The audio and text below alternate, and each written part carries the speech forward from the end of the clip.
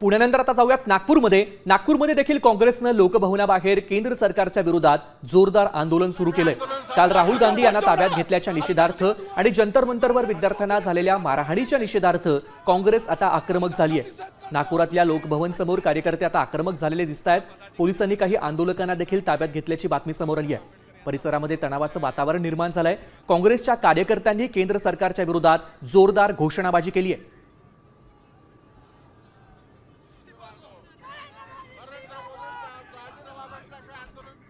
नागपूरनंतर आता जाऊयात नाशिकमध्ये महाराष्ट्र नवनिर्माण सेनेच्या कार्यकर्त्यांनी देखील मोठ्या प्रमाणात आंदोलन केल्याचं दिसतंय।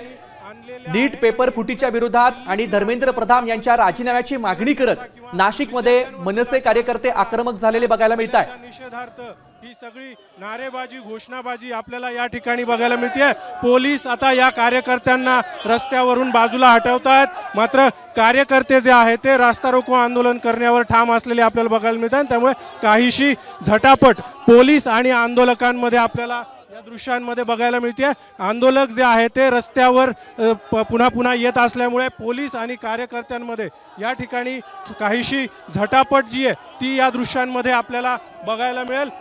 कार्यकर्ते आक्रमक आहेत आणि त्यामुळेच या ठिकाणी काहीसं गोंधळाचं वातावरण, गोंधळाची परिस्थिती या ठिकाणी निर्माण झालेली आपल्याला बघायला मिळते। मनसेच्या नेत्यांशी देखील आपण बोलण्याचा प्रयत्न करूया, त्यांची भूमिका देखील आपण जाणून घेण्याचा प्रयत्न करूया।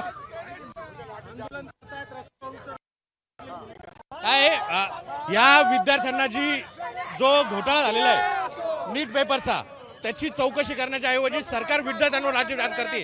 आता महाराष्ट्र नवनिर्माण सेना रस्त्यावर उतरलेली, कुठल्याही विद्यार्थ्याच्या अंगाला हात लावला आणि तो कुठल्याही डुप्लिकेट पोलिसांकडनं तो हात लागला गेला तर महाराष्ट्र नवनिर्माण सेना आणि आमच्या नाशिक पोलिसांवर आमचा भरोसा आहे। या कुठल्याही डुप्लिकेट पोलिसांना आम्ही दर्शनं केली जात होती, आता रस्त्यावर आले कारण की कुठल्याही प्रकारच्या जिल्हाधिकाऱ्यांनी ते जाणीव नाही की त्यांनी विद्यार्थ्यांच्या प्रश्नांचे आंदोलन किंवा निवेदन घेण्यासाठी रस्त्यावर यावं, म्हणून आम्ही हे आंदोलन केलं।